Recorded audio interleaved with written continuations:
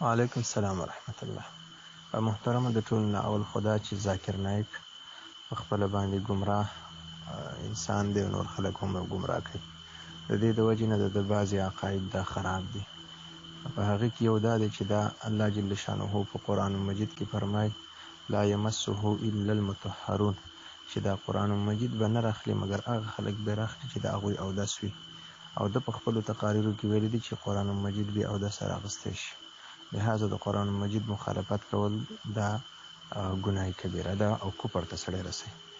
دویمه دا ده چې دا په جرابو باندې وایي مسح کېږي، او بله دا ده چې د جمهورو په 3 طلاقو باندې د حضرت عمر رضی الله تعالی عنه اجماع ده، دا د هغه نه مني، انکار کوي. لہذا 3 طلاقه په یو مجلس کې په یو سړی ښځې له ورکړي 3 طلاقه 3 وي.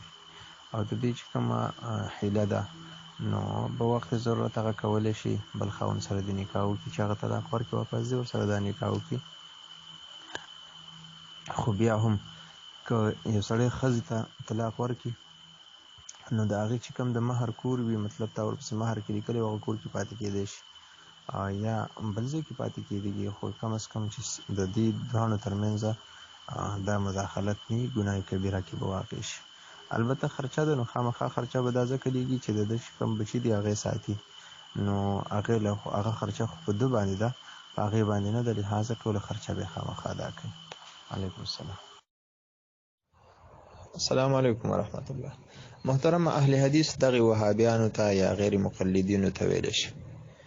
نو مسله دا ده چې اصل کې دوی ځان ته اهل حدیث وایي چې مونږه 2 اصول دي، یو قرآن دی یو حدیث دی، او د دې نه علاوه چې کوم دی دغه فقه حنفي او دا چې کوم دی دا مونږ نه منو. تاسو چې کوم دی امام منئ او مونږ پیغمبر منو، حالانکه دا محض خلکو له دوکه ورکول دي. نور امام صاحب چې کوم مسائل 12.5 لکه احادیث مبارکه دا یې د قرآن او د احادیث مبارکه نه رستلي دي.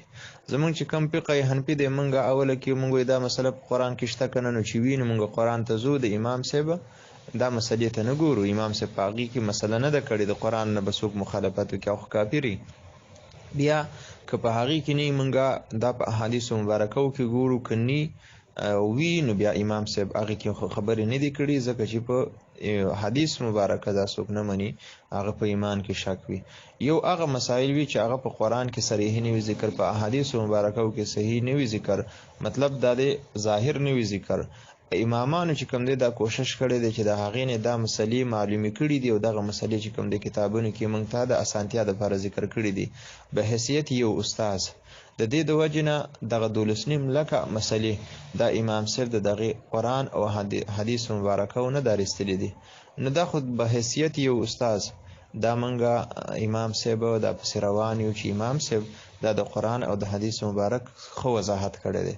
اوس یو سړی د چا نه علم حاصلوي او ته ورته وایي چې ته خو پیغمبر نه منې، ولې ته پلانکي استاد نه علم حاصلوي؟ نو هغه ورته وایي چې زه علم حاصلوم د پلانکي استاد نه، خو چونکې هغه استاد ما ته چا اتبع سبیل من اناب الیه، الله جل شانه فرمایي چې تابعداري د هر هغه چا وکړه چې څوک تا زما لارې ته رابلي. نو هغه به ورته وایي چې زه استاد متابعت او تابعداري د دې د وجې نه کوم چې ما د الله او د الله د رسول په لاره باندې ورولي. نو د دې د وجې نه دوی د خلکو ذهنونو کې بدګماني چې کوم دی دا پیدا کوي. او دا کلینټن چې کومه ښځه دا راغلې وه تقریبا دا 4-5 کاله کېږي د انډیا ته راغلې وه، او هغوی چې کوم دی دا په خپل تقریر کې ویل شته دی، په انګلیش کې اوس هم سرچ کړئ.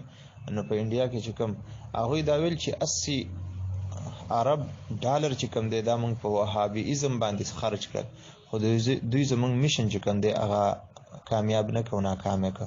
لکه دوی ته موږ دا پیسې موږ ورکړې په دوی باندې خرج کړې. موږ د دې د وجې نه چې خلک په امامانو باندې دا بدګمانه که خلکو کې فرق واریت پیدا که، لهذا دې خلکو نه ځان ساتل پکار وي.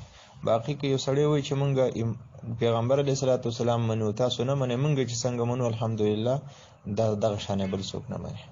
وعلیکم السلام. وعلیکم السلام ورحمت الله. محترمه که د ده مطلب دا وي چې کوم ترانسپورټ ګاډي وغیره وي په دې باندې زکات شته او که نه، نو دا خو چونکې په خپله باندې دا داسې څیز دی چې د ده سره چې کوم دغه د مال د تجارت دی، مطلب دا ترانسپورټ ګاډي دي، په دې باندې بنفسهي زکات نشته. البته د دې نه چې کومه مطلب ګټه واخیستلی شي او هغه کله دغه ته ورسي نصاب ته ورسي نو بیا په هغې کې د زکات ورکوي. نو دا کم ګاډي چې په خپله باندې استعمالیږي مطلب د یو سړي ټرک دی، د یو سړي بس دی، د یو سړي رارسن دی، نو په دې باندې زکات نشته. خو که د دې نه کمې پیسې راووتي او هغه جمع شوي او هغه چې کوم دی دا نصاب ته ورسېدل نو بیا به د هغې نه زکات ورکوي. علیکم السلام.